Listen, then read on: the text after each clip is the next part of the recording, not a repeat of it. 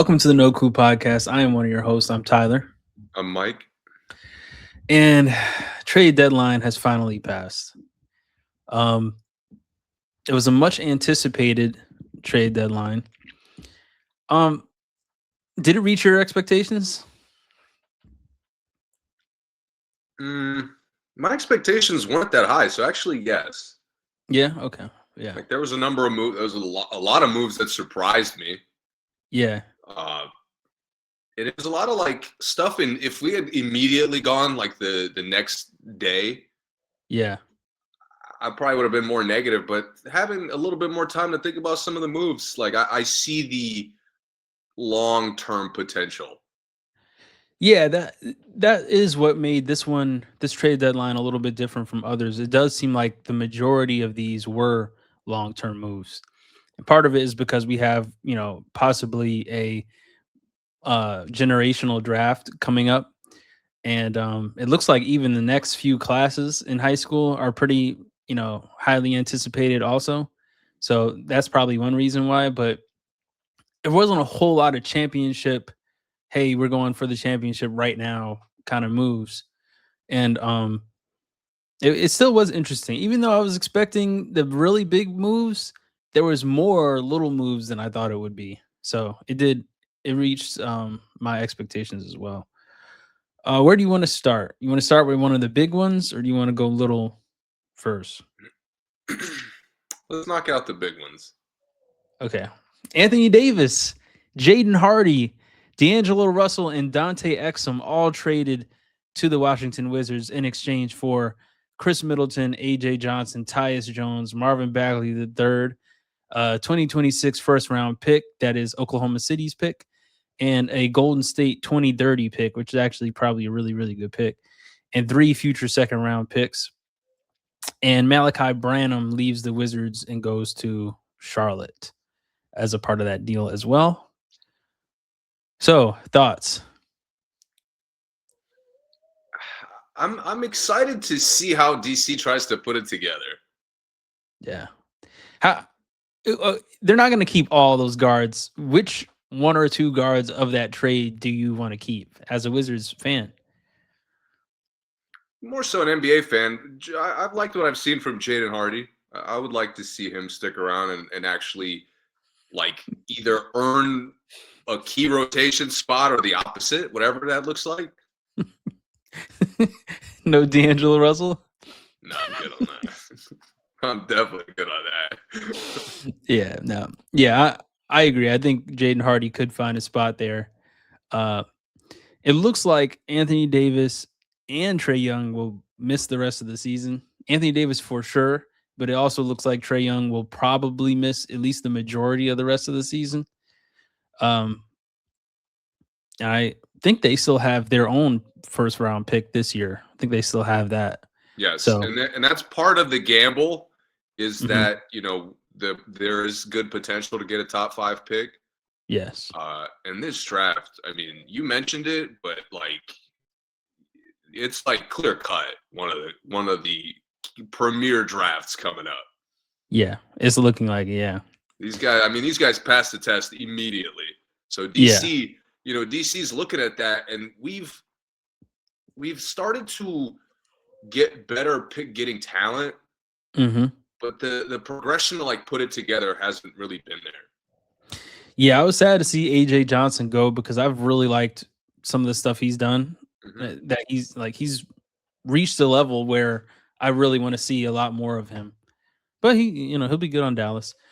Um, yeah, and I think the Wizards are rounding out their starting five. It looks like there probably is one more hole they need to fill in their rotation, which I assume they're holding off for the draft pick. But I mean, having Trey, uh, Keyshawn, is it Keyshawn George? Yeah, Hmm. Keyshawn George, Sar, and AD is a nice, building block. Yeah, and I have like the SAR and AD. I really want to see together, and I'm willing to wait for that till next year. Yeah, But I am a little disappointed that Trey is likely to miss the rest of the year. yeah, yeah. Like to me, if I'm Trey, I would like to see how it looks with this team. Hmm. And I think him even playing like a small sample size, 10, 15 games, Yeah. I think just kind of sets a tone for like what we could expect next year. Yeah. So that to me, like, I don't mind if they had kind of kept it 50-50, and then later in the season, it's like, okay, he's kind of not getting back and we're not going to push him. Yeah. But to announce it in advance, it's like you're really punting on the season hard for the draft pick, Yeah. which, like, I get it. The draft again is crazy, so in that way, it is valid. Yeah. In their defense, they did say likely, so he could Mhm. come back. Right. And Davis, I'm pretty sure they said he's definitely not coming back. But yeah, I think an off season where Davis and Sarr can work together, where some of these guys can get some practice time together, might make the beginning of next season even better. You know, the first time we see them together, even better.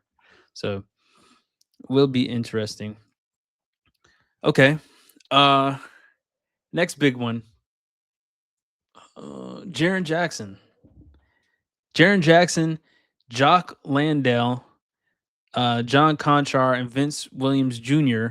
were all traded to Utah, and Jock Landale ended up on Atlanta. I'm not Did he? Wait, wait, really wait, sure how. wait, wait, Huh? wait. This is lore to this. If I remember this correctly, because I peeped him cooking the Jazz, believe it or not. That game I told you about, his debut for the Hawks, Yeah. he cooked the Jazz. Yeah. So as far as I understood, I believe they didn't include him in the trade and switched it, like somehow changed to trade him to the Hawks instead. No, he got traded after for Lonzo Ball from the Cavs. So he was And double trade. Double, that's what it was. yeah, it was a 3-team with Ball, Landell, and then I think a pick that the Hawks, I think, just sent money Oh, for Jock Landell. but the lore is that he was about to go to Utah, He was. and they said, "You know what? We're trading you to the Hawks." Yep. And he I believe drove to the game and cooked. Had like a career game against them. Absolutely cooked. Yeah. So that was in the Utah trade for Memphis receives Walter Clayton Jr., Kyle Anderson, Taylor Hendricks, and George Niang, and 3 future first round picks. Man, Niang Um, gets around. yeah, Memphis. I gotta be honest. I don't really like Memphis's picks. I mean, their trades so far, because even though they are future trades, I don't really get the like. Usually, when teams do go for the future trades, they still at least make their team a little bit competitive right now. See, I And I don't mentioned really earlier, see like, getting a chance to think about it. All these moves, kind of, you see the Memphis. I don't. right, exactly. I don't see anything that's going on in Memphis that makes any sense for me. And there, I mean, we'll get to this either now. We could get to it now if you'd like. Uh huh. Uh, but part of it, they had another star player whose value was nothing. Yeah, we'll get to that. We'll get to that later. Okay. Let's talk about the Jazz. Uh, Jaren Jackson comes to the Jazz, and what was the other Jazz trade? They made another really good trade, didn't they? Oh, they picked up Boucher, right? Mm-hmm. Yeah, and they picked up Boucher from the Celtics. That was a buyout, I believe so. so got him for nothing. And they dropped Lonzo Ball in the trade with Jock Landale. So Utah gets big, and even in the Jaren Jackson trade, the other pieces they got, John Conchar, who's played pretty well in his time at Memphis, and Vince Williams Jr., who kind of has been rounding out into a solid role Mm-hmm. player, Yeah. to a very stacked young team in Utah. Stacked in, decent caliber players, guys who really like to play and play hard. What do you think this does for Utah, like, moving forward? It's interesting. Utah's like they're like maybe a step or two ahead of what the Wizards are trying to do, I feel like. Yeah. Um and they've also kind of struggled to put the talent together. Mm-hmm. And in that way, I like adding Jaren Jackson to the mix. Mm-hmm.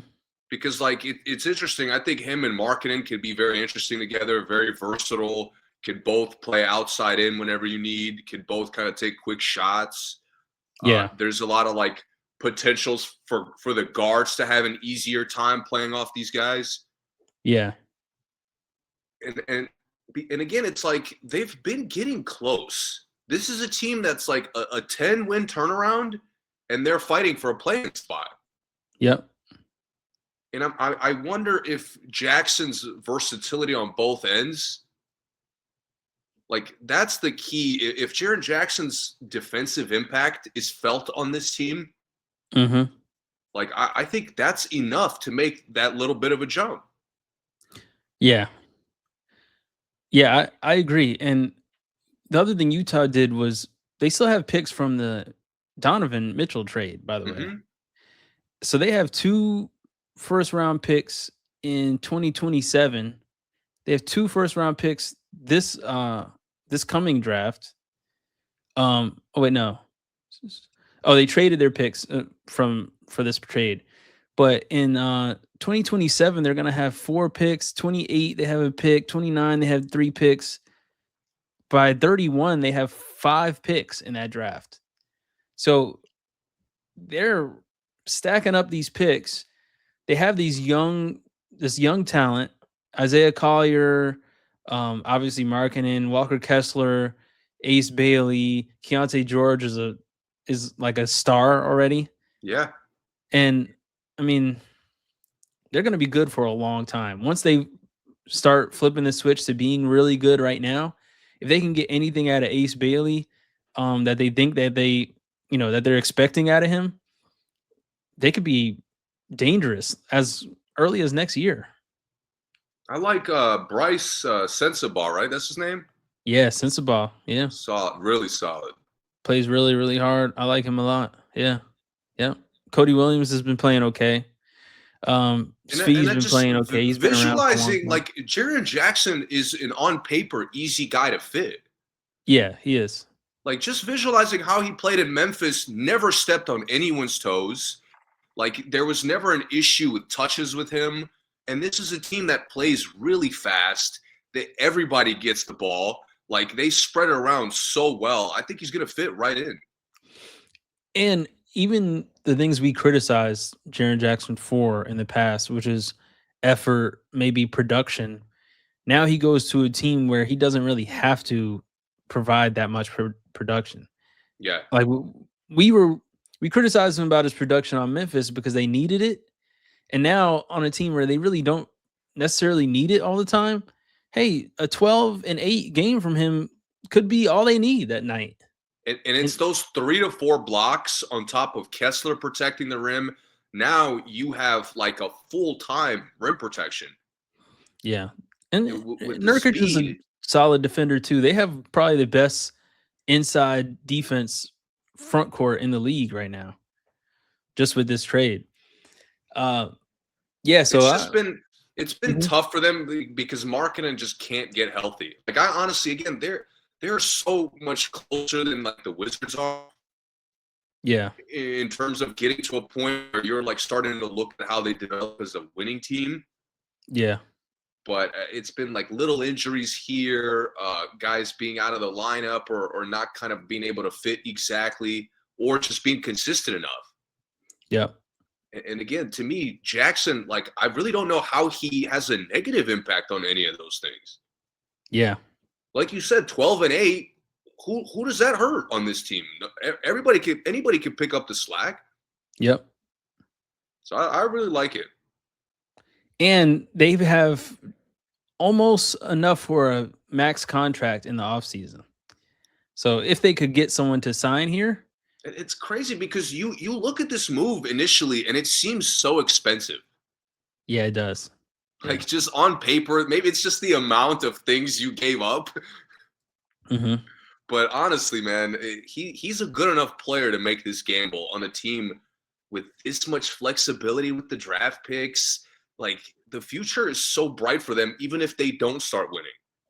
Well, I think that it seems expensive until you look at them getting Vince Williams Jr. and Conchar, and I mean, even though they traded Jock Landale, whatever his contract was that they got to, You got a raise lot of Lonzo with. Memphis's like impact in production.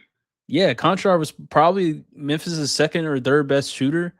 Vince Williams is their best like versatile wing. And whatever Jock Landale's contract was, you get all that money too. Like Yes. so they're getting off that contract. So I think it seems expensive until you look at those little details. And then you're like, wow, okay, that actually might have been a really good trade. So Utah's a really fun team. it is. I just think it's like enjoyable to watch how inconsistent they are. I don't think I've ever said that about a team. But the way they're inconsistent is interesting to see how they get more experience and figure it out. Yeah. Yeah. Definitely they're a really fun league pass team to watch for sure. Okay. Cavaliers. Were you expecting them to be as active as they were before I get into what they got? I didn't expect it, but I was happy to see it. Yeah. Okay. So they traded DeAndre Hunter in exchange for Keon Ellis, Dennis Schroeder, Emmanuel Miller, and Dario Saric got traded to Detroit off of this as well.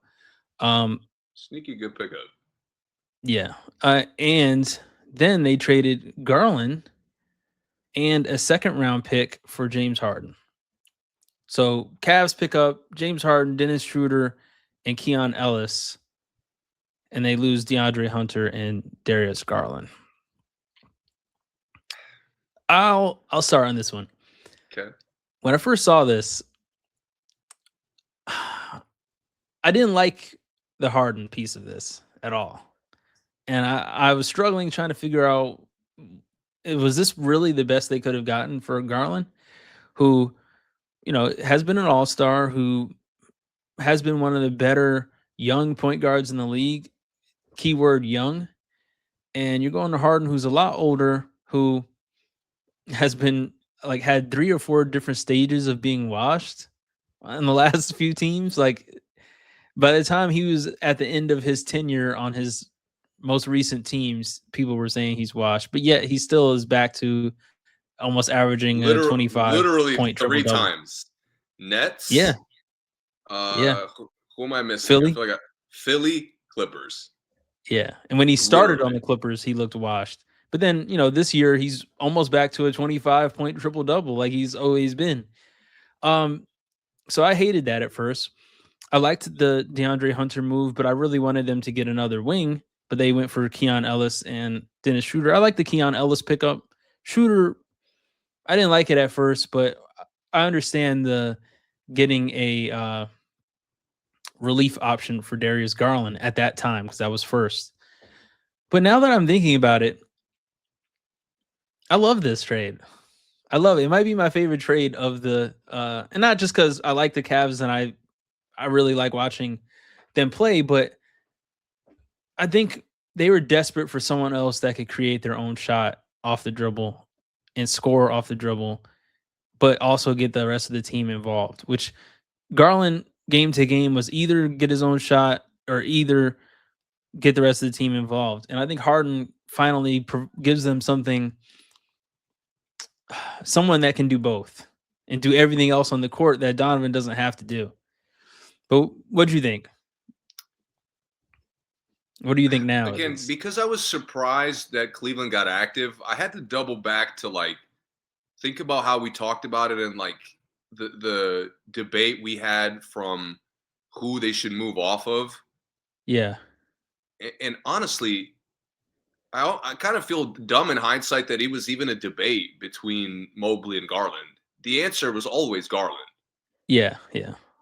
From just what we see on the court, the fact that we don't see Garland on the court enough, the fact that his inconsistencies I thought were harder to fix than anything Mobley was struggling with. Yeah. And there's just a belief in Mobley they have. I'm not sure if I'm there, but they have it. They've never shown that in Garland. Yeah. regardless of how well he's played. Mhm. And like the trade before really makes this whole. Yeah. I Like agree. it's so perfect to get genuine guard depth before making this move Yeah. because like again I'm a firm believer in addition by subtraction, so getting rid of Garland, even if you got role players, I think would have been a good thing. Yeah. But like I can't qualify James Harden as an upgrade. Okay.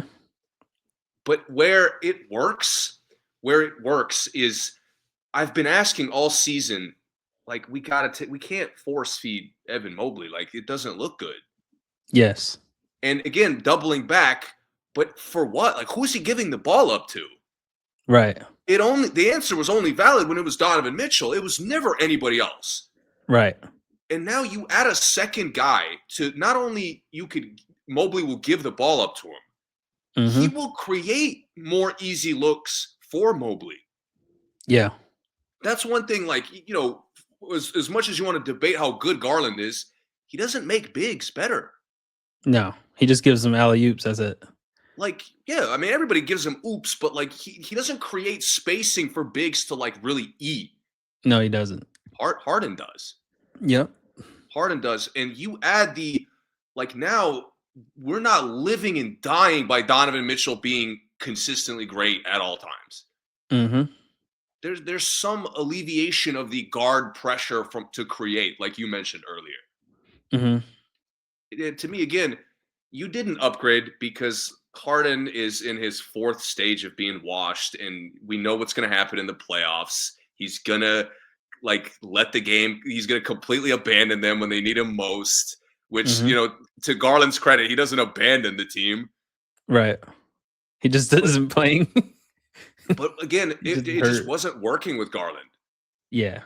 And with Harden, I do see the potential of you matching up with somebody and outscoring them. Yeah. And that to me is exciting enough to make the move. Yeah, and when you have a player like Donovan Mitchell, one of the biggest things you could hope for is when you play against another team, doesn't their best defender has to think about who he's guarding that night. The past few years, when you play against the Cavs, oh, I'm just putting my best defender on Donovan all night and we're good. We're fine. Now they have to make a choice.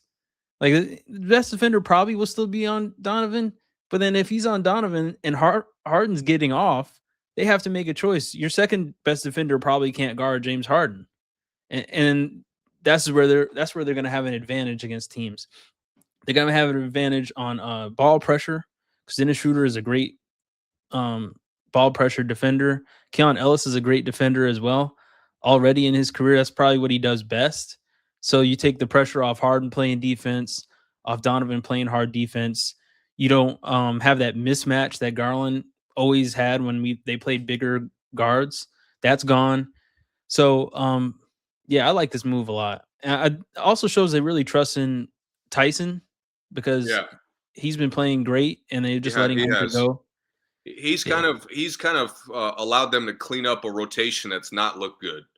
Yeah, because when Strus comes back, whether Strus starts or not, I mean, now they have really good depth. If it's Tyson or Strus first off the bench with Schroeder and Keon Ellis and the guys they've already And had you know playing what I really well. love? So Like, and again, I'll take being a certified Garland hater because mhm. I not really even positive on him going to the Clippers, even though they've been playing great.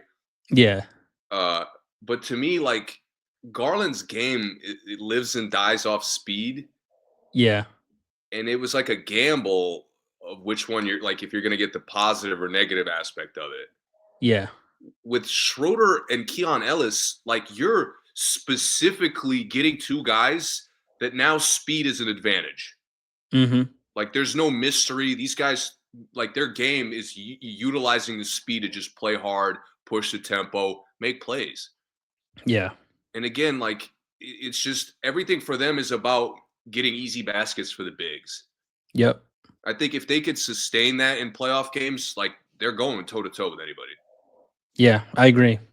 I think Schroeder is just as good of a pick and roll player as Garland was. 100%, and he'll dribble less. Yep. Yep. Okay. Now we're getting into the medium size trades, which we'll go a little bit quicker on these. Celtics get Vucevic from the Bulls in exchange for Anthony Simons. What do you think about this one? Celtics are very dangerous. I think this is so much of a bigger deal than people know that it is. And we're Vucevic haters. Like this podcast as a whole has been a Vucevic hating podcast, but it's still like a major upgrade for the Celtics. Like this is exactly what he's Porzingis that plays every game for what Porzingis did on the Celtics. He's doing exactly that, and he's going to play all the time. He shoots. Honestly, yeah. Oh, go ahead.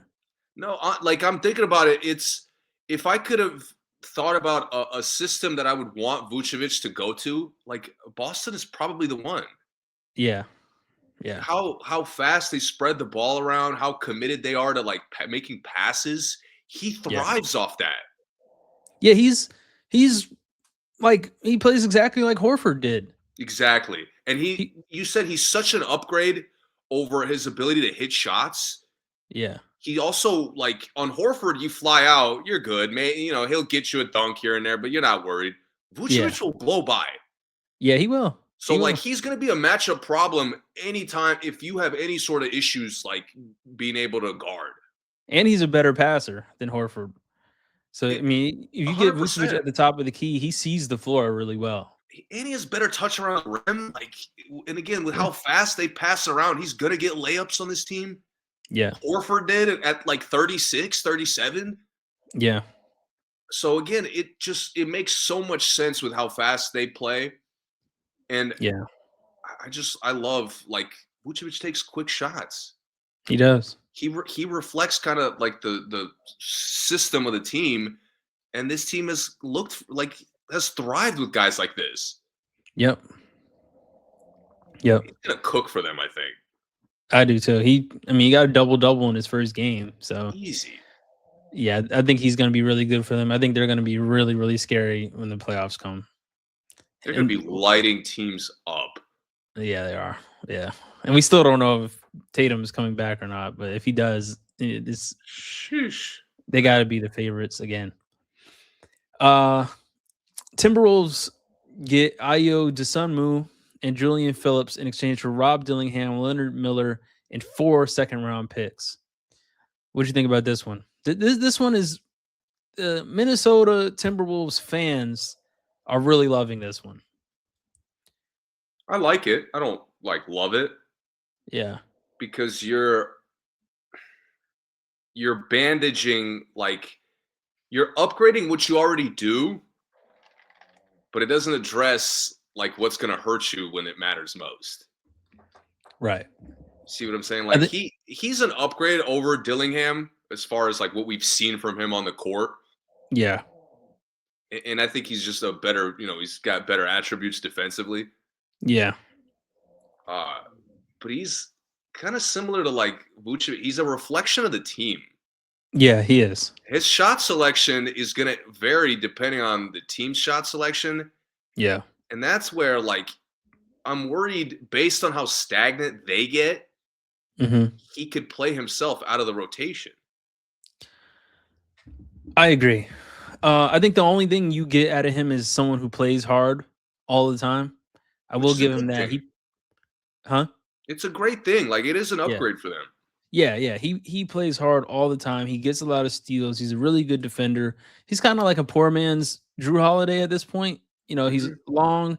He's really a 2 guard, but kind of will bring the ball up court. He'll hit the open threes, but he's not not a one-on-one player by any means. He's not really a playmaker, which is the 2 things they actually needed. So I agree. I do think he helps. I think trading Rob Dillingham and Leonard Miller for him is basically, I'm not calling them nothing, but for what they did for the Timberwolves, they're not losing anything, losing those guys. I think 4 second round picks was a little bit expensive for him, like 26, 27, 31, 32 second round picks. I think that's a lot for Desunmu, but it is what it is. I think it's a decent move. But to your point, I wouldn't be surprised if he's not playing like in the second half of these games because the things they've needed in the second half, he's not really gonna give to them. So That's the weird thing. Like, I just can't picture. Like DiVincenzo's weirdly had a great year and yeah, kind of bandaged some of the problems for them. And it's like you can't really sub him out for Desunmu. Like that's a significant downgrade versus the versatility you're getting from Dante. yeah, in a good game it is. Yeah, I think Dante's basketball IQ is higher. I think he's Hmm. probably like if you had to make one of them a point guard, I'd still pick Dante. That's like the reason they needed playmaking is to take the pressure off the Randall and Edwards and Desunmu. Like for everything else he might be able to do, he's not alleviating that pressure whatsoever. Right, exactly. When we go through the trades, like I'm not gonna call all of them out, but for the listeners, when I keep talking about the trades, think about all the other point guards that have moved. They probably were all better options than Desamu.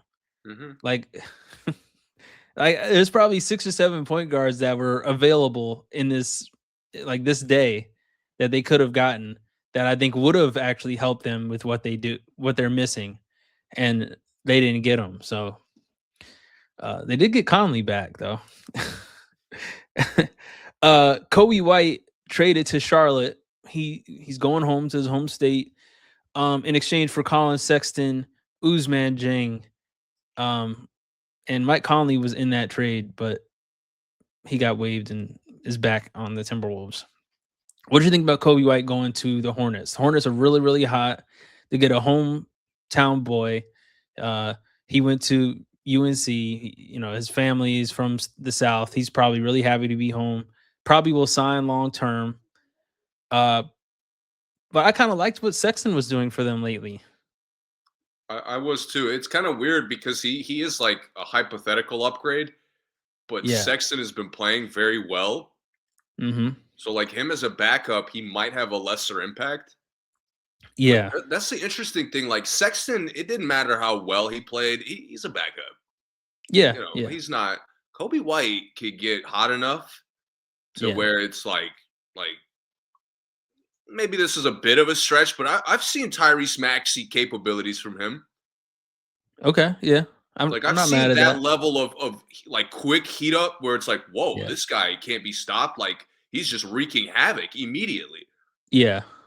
And that he's another guy I like who Lamelo will actually defer to. I think. Mm-hmm. Yeah, he is. Yeah. And with how hot they've been offensively, this is like a good problem for them to bring in. Yeah. It Where is. it's like a guy so talented that he could take a starting job. You could potentially find like a tiny lineup that's so good at scoring it doesn't matter. Mm-hmm. I mean, with all their like guards and wings have been playing great, Yeah. so they have only like so many good problems. I'm excited to see how he fits in. Honestly, Yeah, me too. I think the fact that he's from there and he probably will sign long term is an underrated part of this because the yeah. Hornets have struggled to keep guys for a long time now. I mean, like Bridges is probably the only guy they've kept there like through more than one contract. So like I think that that's a big deal. And to your point, the scoring off the bench he's going to provide if he's off the bench, but the scoring off the bench is going to be good. I do think that especially with the amount of games LaMelo misses also, Yeah. he probably is going to have a lot of games where they're starting and probably leading scorer. So, And this in a weird way does put pressure on Lamelo to like yo, we're starting to pop off as a franchise. The keys are yours if you're ready to take them. yeah. But like now, you really got to show that you could sustain games without disgusting turnovers. Like, can we sustain that? Can we Yeah. sustain a decent shooting percentage and not just throw up like random shit? Yeah.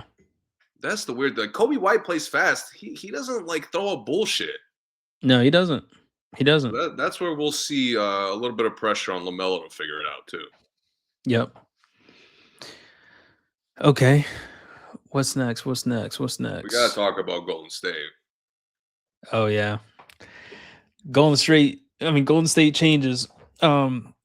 changes their plans a little bit with the Porzingis with getting Porzingis for Kaminga and Buddy Hield.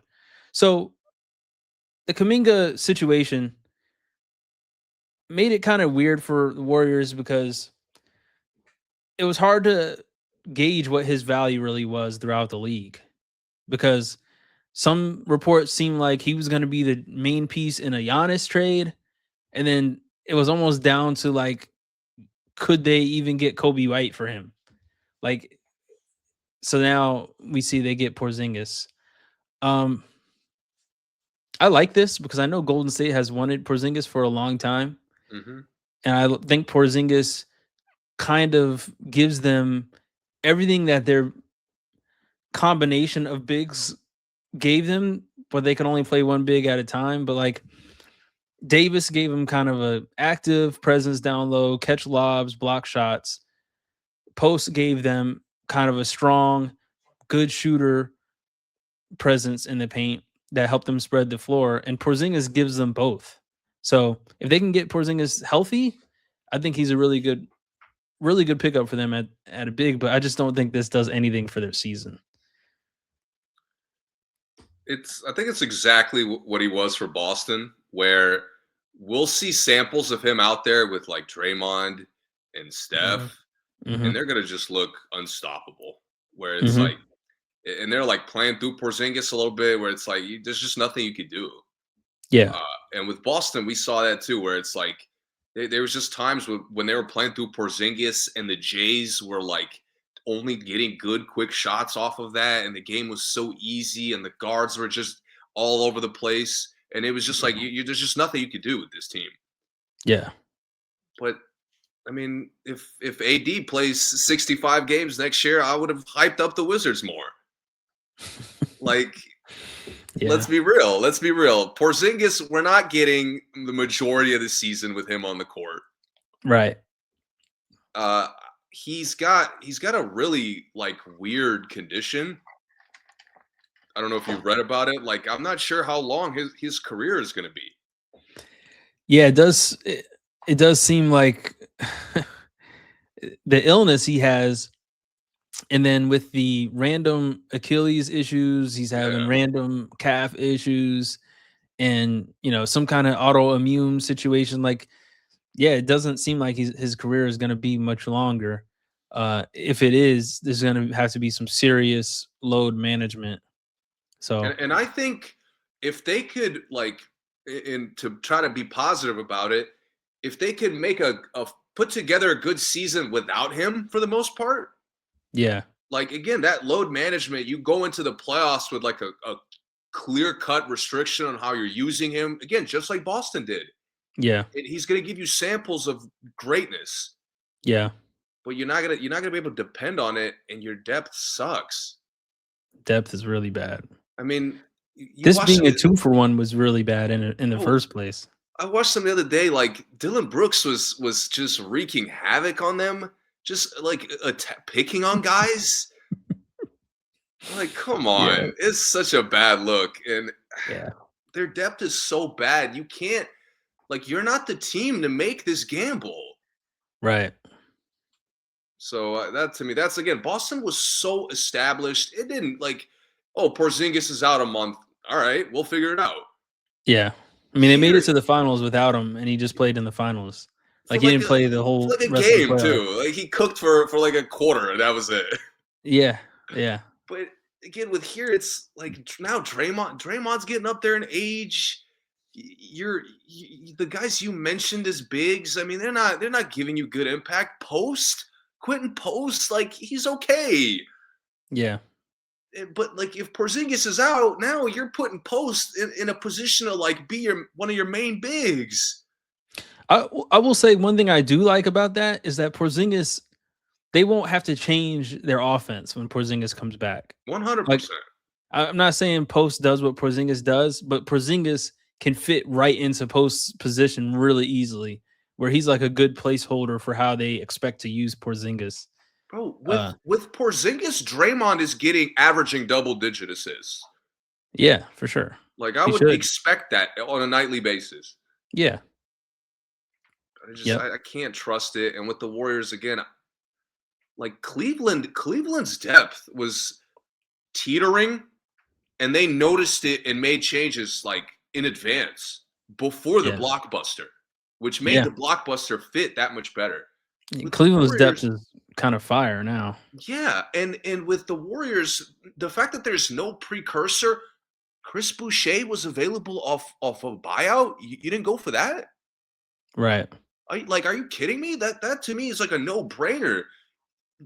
Yep. I can't believe they didn't make any moves to get deeper. Yeah. And that to me, I just can't even be excited. I mean, Steph is hurt. Jimmy's done. The season is done. Yeah. I'll shoot him a little bit bail where I think a lot of the buyout guys, or even a lot of the guys that moved, weren't kind of what they needed. Because I think they need a wing. You agree with that? Yeah, Other than the bigs, they obviously need yeah, a wing also. And there really wasn't a lot of wings being moved. Not, not for anything they could have given. man. I can't But believe they kept Moses Moody. I can't believe that. yeah, I mean, it seems like the Kaminga package, they weren't willing to put as much into it as I think that was previously reported. Yeah, Because like Buddy, I like Buddy, but I think Moody and Kaminga is a better deal than Buddy and Kaminga.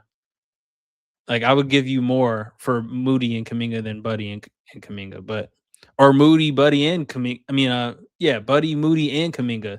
That is like a really nice package for something bigger, but it seems like they weren't as willing to add some of those guys into a deal as much yeah. as previously reported.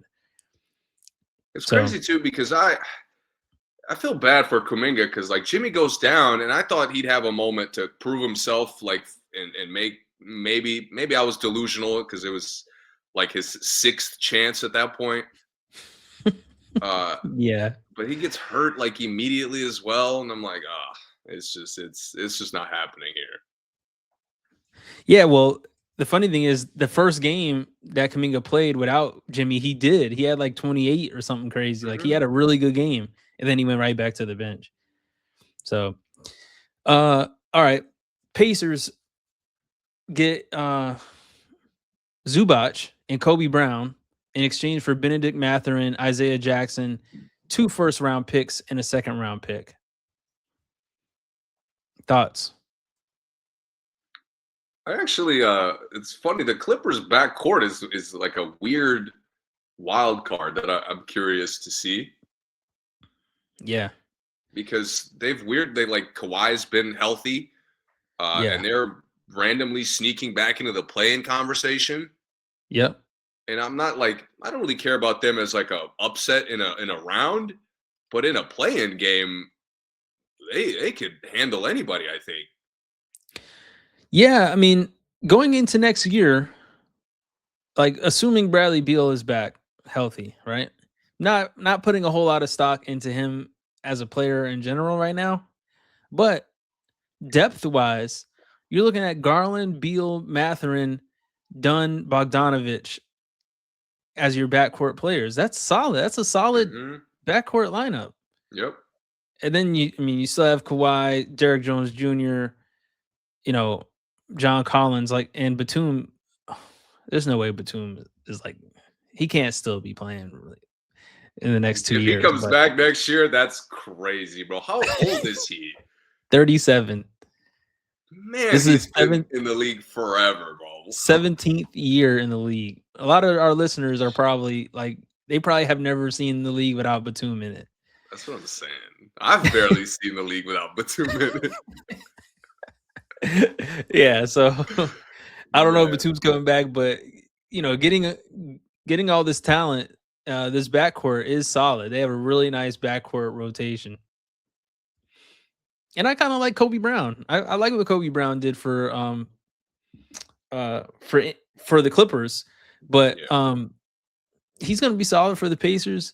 The Pacers getting Zubac, kind of uh replacing Miles Turner now. Um, waiting for Halliburton to come back, but I thought this was kind of a weird trade for them. It's again, I like it for next year, but they've punted on the season like so clearly.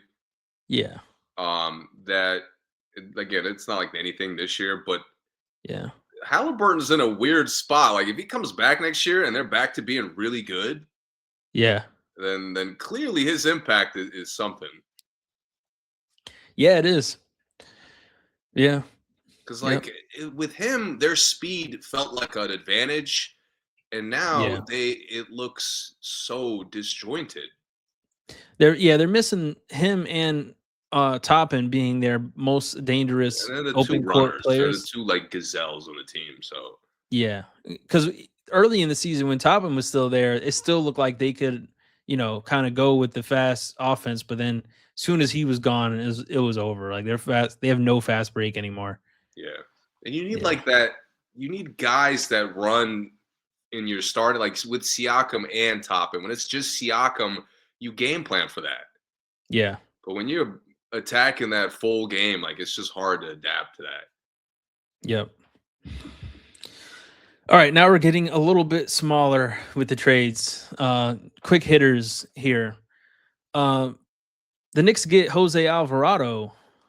Um, basically, You gotta basically admit, in exchange, this is huh? like you're required to like this as a Knicks fan. Yeah, of course. Yeah, Like and this he just and he's can't. a Brooklyn born. He's Yeah, coming home to Brooklyn. I love this, but as far as like what the rest of the trade is very small. New Orleans gets Dalen Terry, who came in it's basically a three-way, but not really a three-way because the Bulls send Dalen Terry for Yabusele. Yabusele stays with Chicago, but then Dalen Terry goes to New Orleans, and the Knicks get Jose Alvarado. Uh, I like this from a intensity standpoint, but I don't think the Knicks getting smaller helps them. I don't care who it is, really. Like mhm. I think he's fun and he's going to be fun to watch. He's going to have some big plays, but them getting smaller and smaller at the point, like Brunson comes out and you put in someone even smaller than him. I think that's just I just don't think that's a good move. But you It's know, not. It's gonna be like bad in the playoffs specifically, where you need to match up, and the Knicks play slow. yeah, So like that, you're kind of gonna limit Alvarado's impact in some of those stretches.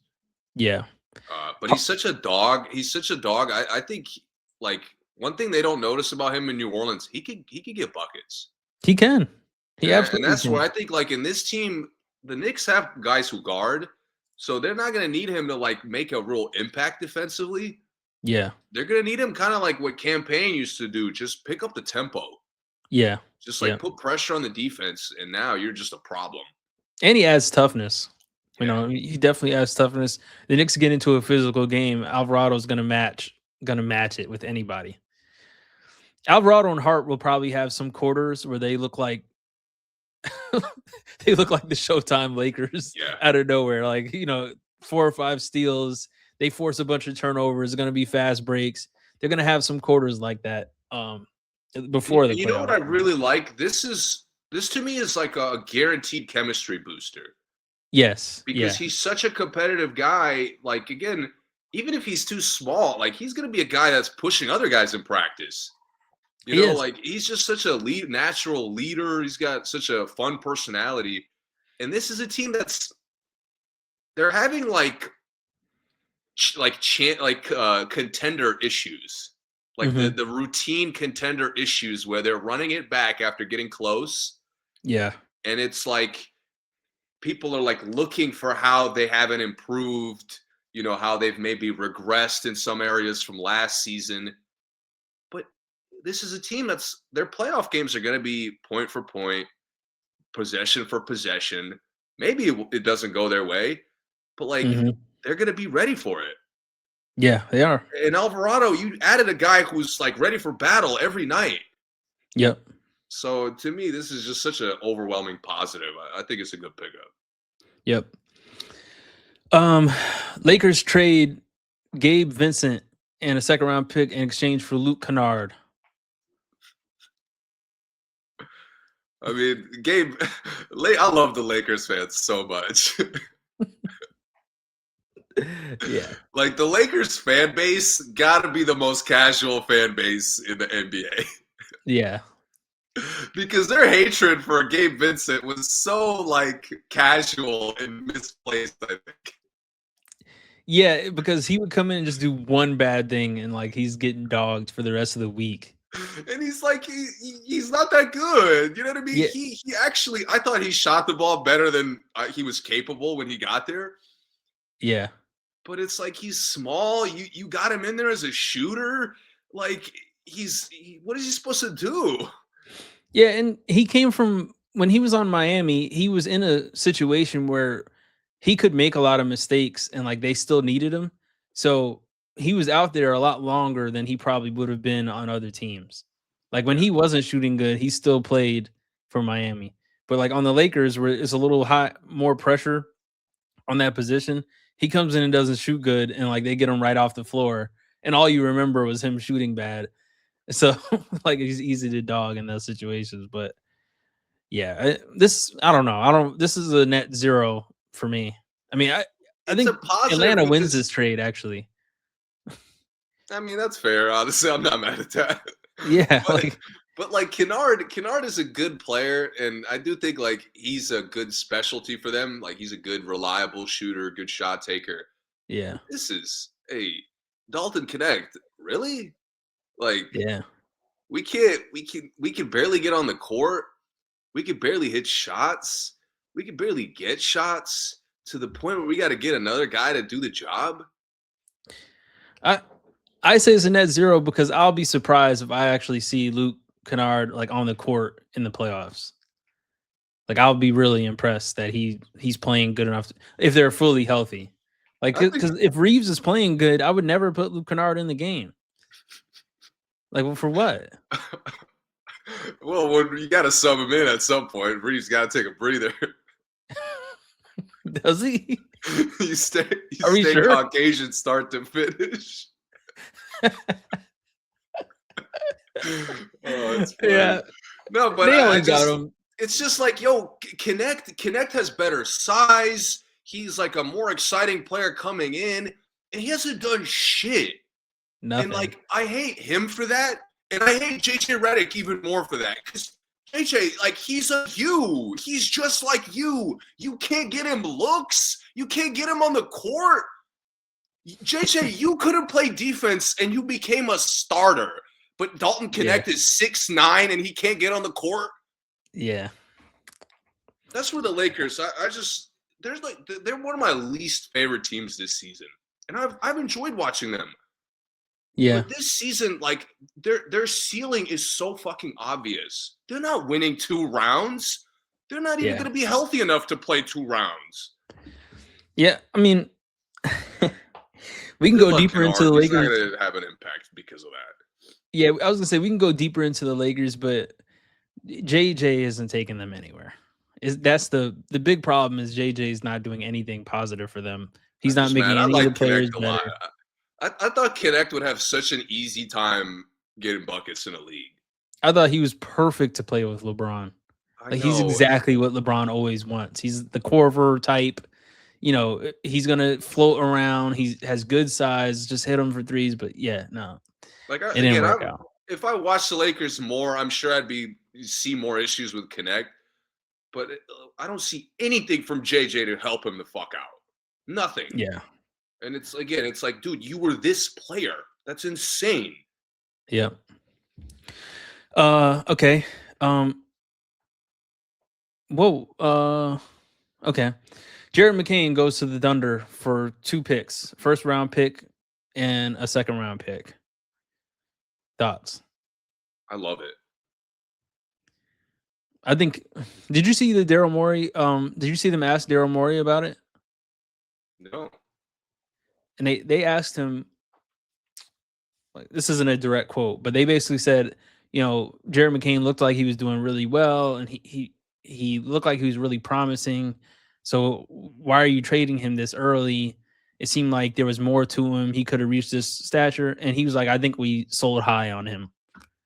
So I'm good. I think we got what the best we were gonna get out of McCain, like in this trade. You have thoughts on that? He said that he did say that part verbatim. I don't remember what the question was, but he said I think we sold pretty high. I'm pretty confident I'd we like to sold ask high. him how he feels about Paul George throwing the fucking season away. You know, not taking his job seriously, but Yeah. okay. Let's again. This is where like you have to be able to, and this a lot of the execs make this mistake, and I get like from their perspective why they make it, but Hmm. they're looking at like the value aspect of a player. Yeah. One thing I thought this is maybe me kind of dreaming now in hindsight, but like McCain was the perfect counterbalance to what Maxey is, Hmm. where he's not dependent on his athleticism. Hmm. He's much smarter, always surveying the court, always kind of thinking the game, never just, you know, playing off of instinct. Yeah.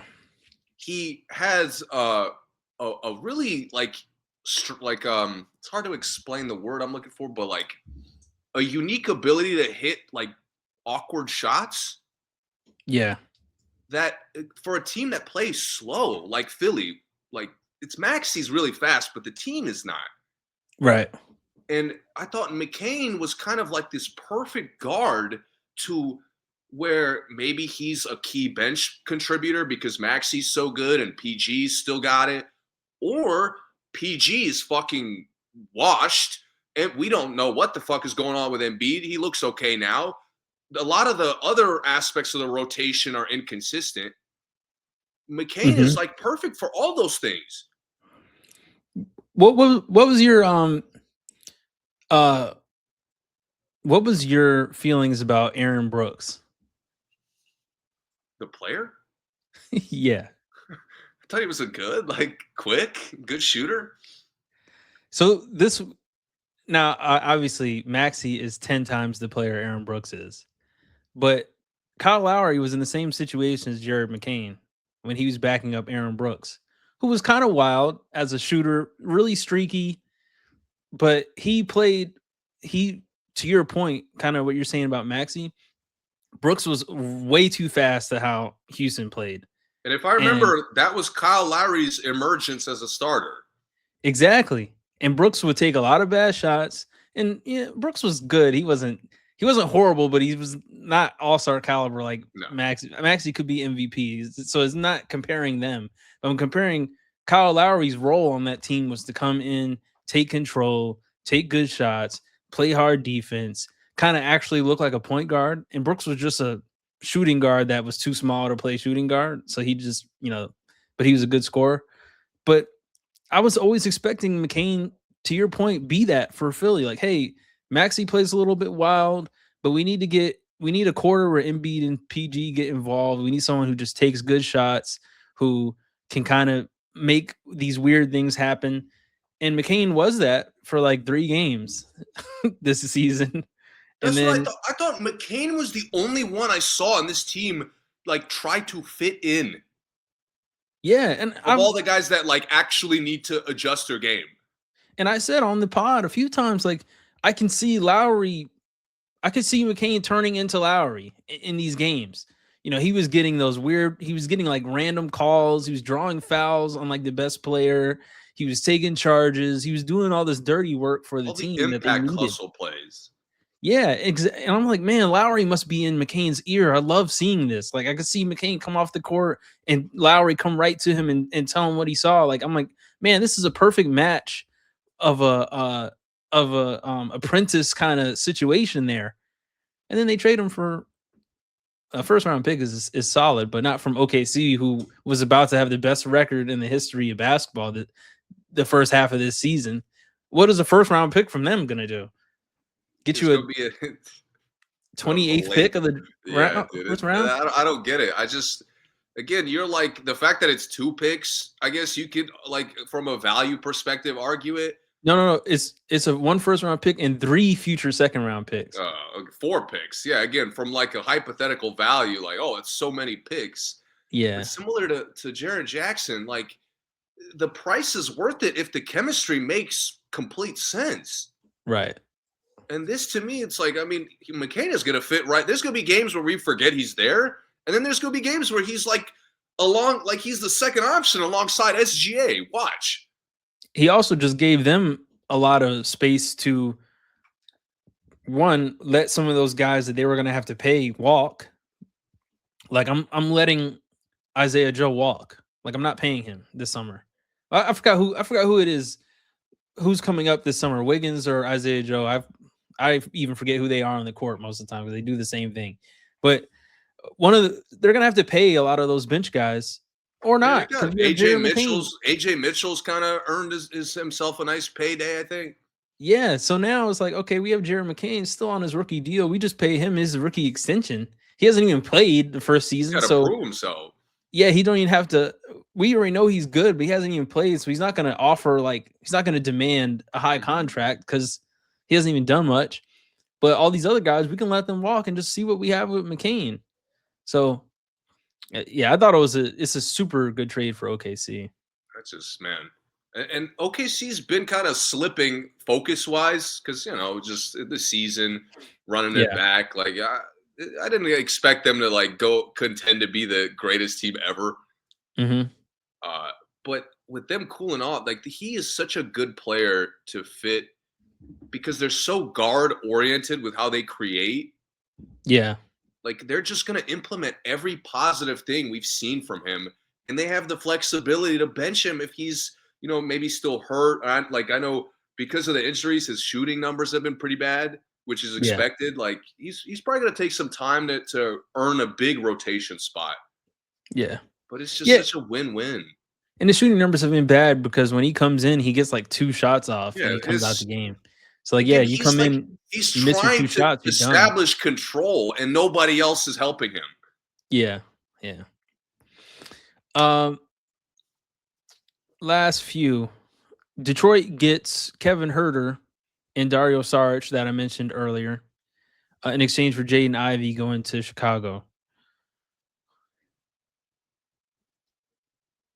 I like Huerter. I mean, I think he's a good rotational guy. I think he's an upgrade from Duncan Robinson for Detroit. Like I could see by the end of the season Huerter playing more minutes than Robinson. If they even like someone might play more minutes than both of them, but I'm saying between them two, I would go with Huerter myself. Like for an overall like playoff run, I'm fully with you. But like Duncan has that like heat up ability for a game. Yeah. Where like the threat of him getting off could kind of have a good impact. Huerter's more of like a steady presence. Yeah. And I think they need that because I don't think their role players have been kind of up and down a little bit. Yeah. And I mean their problems are marginal. They're a contender. They're having a great year, probably the number 1 seed. Yeah. But again, it's like you get to the playoffs, you need to rely. Like, yeah, Duncan will win you the one game, and then he's going to lose you all the other ones. Right. Huerter, he's giving you what he's giving you. You know what you're getting, and he's a steady enough player to where he could handle the ball a little bit if you need. He could be a spot up threat. He's a little bit more of a two-way presence than he's given credit for. Yep, and he's much more athletic than Duncan. Like Huerter will come dunk on you. Like if you're not paying attention, he'll come through the lane and dunk it, and it's easy. And that's why I think to them again, similar to the Thunder, this is just a win-win. Yeah, this is a clear-cut contender, just making a good move to get a little bit better. Yeah, and they weren't really using Ivy that much. And it's funny that Minnesota was in this trade for cash when Ivy is kind of like Ivy would have been who I wanted them to get. But, I do think Ivy will fit in Chicago. I saw he looked good first game, I think. Well, what is Chicago doing? Nothing. I did not mean that like Chicago's doing anything. I just like it as a fit for him. I don't even know what he's fitting. It's just a disaster. Like their roster is the most is I the mean, weirdest like roster. literally, like just pretend you're a fan of Jay Ivey, and like this is a good spot for him to play, to shoot, to get Yeah. involved. And Billy's a good coach. I don't give a shit if they're the worst team in the league. You're Not playing for a good coach. I'm hating, but I like it too. I like him there. Listen to their roster really quick. I don't want to spend a lot of time, but really quick. They right now their guards: Josh Giddey, Rob Dillingham, Mac McClung, Yuki Kawamura, Colin Sexton, Anthony Simons, Trey Jones, Jaden Ivey. That's all. I There's forgot like they 10 got guards. Simons, dude. Was that part of the Vucevic trade? Yeah.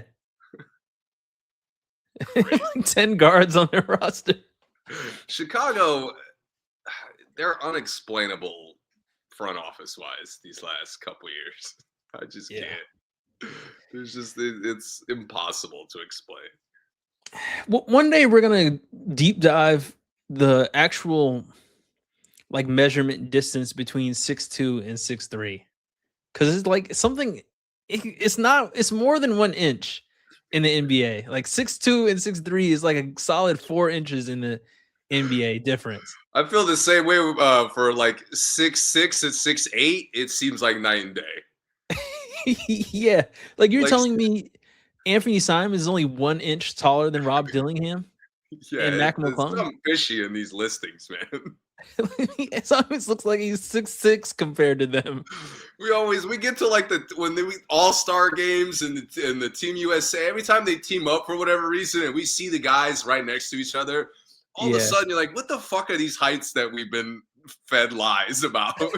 Yeah. It's Colin Sexton is 6'3" and Anthony Simons is 6'3". They don't look the same size on the court Collins, to me. no, dude, I'd be willing to bet a lot that Colin Sexton is not no fucking 6'3". Hey, I'm telling you the listing. It's crazy. Crazy, bro. Random, but did you know the Thunder got Mason Plumlee at the trade deadline and waived him? No, what?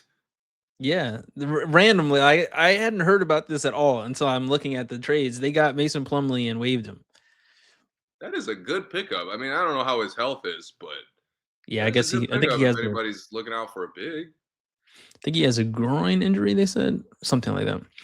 The last one I have, I'm not gonna talk about the Chris Paul one. I don't really care about what's his name from Atlanta, Krejci. Oh yeah, Uh, Vic. yeah, I don't really care about that going to Portland. But Tyus Jones, he was in like 4 trades the other day.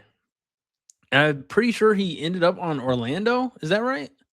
Did you see that? If that's right, I like it a lot. Hold up. No, he was on Orlando.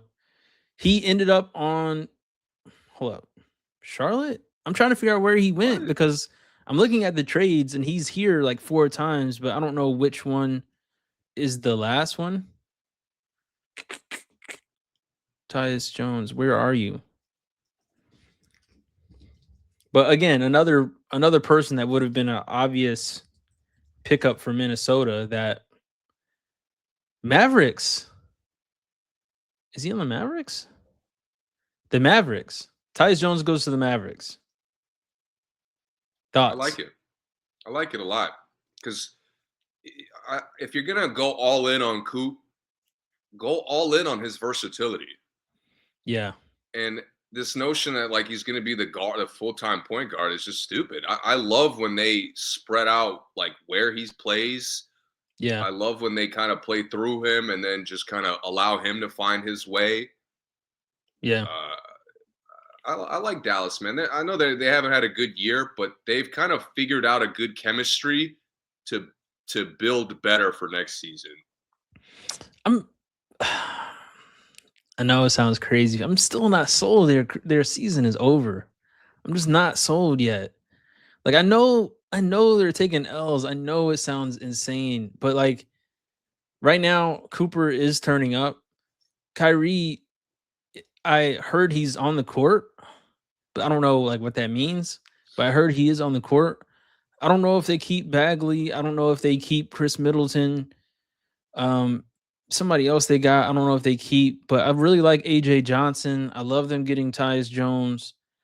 There's something like I just don't think the season is over for them. It's just weird. I just have a feeling. But I don't know. I still, when Najee Marshall plays like 30 plus minutes, I still think they're pretty good. They are. And Najee's playing. I mean, didn't him and Coop both have 35 the other night or something? God, he's so fucking underrated. It's crazy. It's actually insane. Yeah, they both had 32. Coop had 32. Marshall had 32. We got a duo forming in Dallas. That's what's going on. Combined for 64 points. No, again, it's like whatever they're building, and it's kind of a mess this year, but it's like you're building around your two most versatile players. That's an objective good thing. Yeah, it is. It is. It is. All right, let's get into the two guys who were not traded. John Morant and Giannis, the Greek freak. Over the course of the last week, I've been hearing the reports, reading the reports that the Greek freak trade was just better. It's just going to be better in the offseason when teams will have their cap space, because he's going to take up a lot of cap space. And all the teams that were really interested in him would have had to give up so much that they weren't going to be contenders when they got him. So I really wasn't surprised that he didn't get traded. I think I'm more surprised that Milwaukee really didn't do anything to keep him like they said they would. So they're saying like, yeah, we're going to see if we can do something else. We're going to keep him and try to form a team to make him stay. But then at the trade deadline, they did nothing. They got Ousmane Dieng, but they got nothing else. And so I thought that was kind of confusing, because they're just saying that because obviously they're still going to trade him as soon as as soon as they're allowed to. So what do you think about that, him not getting traded? You know how I knew he wasn't getting traded? Did you ever see an offer that was more valuable than the Jaren Jackson Jr. offer? No. Because I did. And I think I only saw Miami and Minnesota, maybe. Yeah, and I saw the hypothetical Warriors one, which I liked, but yeah, apparently the Warriors didn't actually offer it. It was just like what they could offer that would have made sense. But it seemed like they were still on the fence about whether to put Jimmy in, whether to put Draymond in. So yeah, but I just thought I never saw it like the amount of picks and players that Jaren Jackson's worth, and it's like, I mean, yeah. Giannis is a fucking clear-cut better player than Jaren Jackson, and like big men specialists are getting these insane trades value-wise. Yeah, and the other problem was, in a lot of the teams that wanted him, their best trade piece would have been a center, which is Milwaukee already has. Like, if we have Miles Turner, why do we need Gobert? Like, Miles Turner has led the league in blocks as well. He's a better shooter. He's younger. Like, why would we get Gobert? And then same thing with Bam. Like, Bam and Turner, I mean, Bam might be a little more versatile, but like they're about the same thing. So what are we doing? So those were the two biggest trade pieces for those two teams. So I never saw that working unless they did a third team to send Turner to. And then at that point, it just seemed like it was going to be too much. You know what's weird to me? Just seeing this Giannis thing play out, I feel like free agency is weirdly dying. Yeah, it is. It is like the idea of there being a market is dying, because it's just, if I want the extension, give it to me or get me out. Well, part of it is dying because of the apron rules now. So a lot of the teams we're talking about, like there may be like 6 teams in the league that could actually offer a max in the offseason. Like most of the other teams are all maxed out, because now you can only have a certain amount of max players. You go over the apron, you have to dump a bunch of players before you can trade somebody. Like there's a whole bunch of different rules now. Hmm. So like I know Dallas has 2 max slots. They have like the best max situation in the league right now because of the Luka trade. But other than that, like all these other teams have no money to spend. So yeah, like in the off season they will have money, but then when they get, make a trade, they're going to use it to make a trade and not to actually sign anybody. So, and then the role players are getting way overpaid. I mean, no disrespect, they should get their money and everything, but like I mentioned it to you off air, but we'll never see those old trades that we're used to, the Shaq for 4 guys and picks, or the uh um Mello for 7 guys and 5 picks. Exactly, We're because never we're never the contracts are so crazy. These guys are too valuable. Yeah, we'll never see that because now the bench guys are making only half of what the stars make. Not even like, you know, a like a Jalen Brunson for Giannis. Jalen like makes uh 3/4 of what Giannis makes already. Yeah. Like, but normally, I mean, Brunson is an all-star. I'm not saying he's not good enough for that, but I'm saying normally, even Brunson, someone at Brunson's level, you could package him up with 2 other guys and get Giannis. Now it's like that's a 1-for-1 trade now. Like, so it's interesting now. Like the guys who there's guys, the talent level doesn't really reflect the money level as much as it used to. Yeah. Yeah. So I it is guess kind of some of the interesting. conversation is like, could you get excited for Giannis staying there for the rest of his career? Um, no, I mean, yeah, I guess I could. I I, could. I think I could, because during his time, they've shown a willingness to try. Like Yeah, they've made they good haven't trades. been like what Portland had been, and it's like some of the other teams we've criticized. Like they've tried to make moves. Like the Dame move didn't work out, but I'm still not mad at them for making it. I Yeah, still would have made it at the moment they made it. Like it made too much sense. The potential's there. I'm not gonna say what their one big mistake was in recent memory. It's pretty clear what I think it is. yeah. But again, that's the one I think positive spin is like, if I stay here, this franchise will make an effort to get right. Yeah, I think even back to when they got Bledsoe, I think that was Hmm. a swing. Then they got Drew, which was a good swing, went right to the finals. Then they, getting Dame. I think losing Middleton was the Middleton Kuzma trade was probably like the one. I don't know Yeah, about that one, but it but put him in a tough spot because Middleton's like body broke down. it did. Yeah, So it's like you got to kind of move him, but Kuzma just turned out to be a wild card. They couldn't like make it work. Kuzma's like a once every 5 games. He still looks like a really good It's like piece of the puzzle, but it's just everything. I don't want to say it, but everything is just pointing me in the direction. If they had a better coach, maybe we'd be getting better production from Kuzma. That's all I'm saying.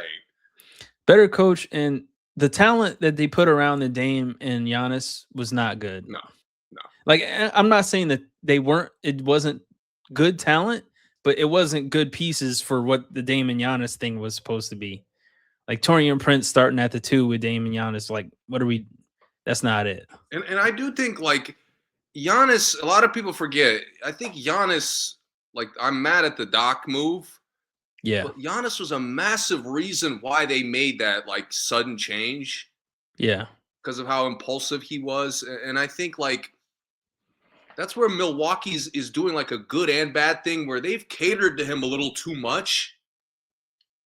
But I do think this is a unique situation where I think he can be convinced to stay. I do too. I do too. Yeah, and I And I think there's also other like, players in the league that would be willing to go for it in Milwaukee because I also, I think all the players see Giannis as the if I'm playing with him, we always have a chance. I also want to put it on record that I think there could be a chance that Giannis has been wanting to stay. Like I think a lot of this shit was rumors drawn up by him or maybe like people close to him. Yeah, And I think it was like more so just an attention thing than like a big actual desire to leave. I agree. I think I my opinion, I think he wants to play in New York, and I don't think he wants to play in all those other teams that they're talking about. Like, I Hmm. think if the New York thing worked, he would have did that. But other than that, I don't think he's like. I think the rest of it is just like, let's see what happens. But I don't really But I want to think leave. he's a guy. I think he sees like team ups and how much of a struggle it could be to join a new team and make that chemistry work. Like, so I do think there's a Yeah, little nervousness to him kind of moving, and I love the perspective of like greats don't chase, they attract. yeah, That to me, yeah. it's I like think he's one of the few guys I believe will like embody that, even if it means Milwaukee's trash next year. yeah. I mean, Kobe went through this. Went through this exact thing. Hey, That's Kobe's thinking about leaving. They started looking around. Everybody was trying to figure out how they could get Kobe, and then Kobe's like, you know what?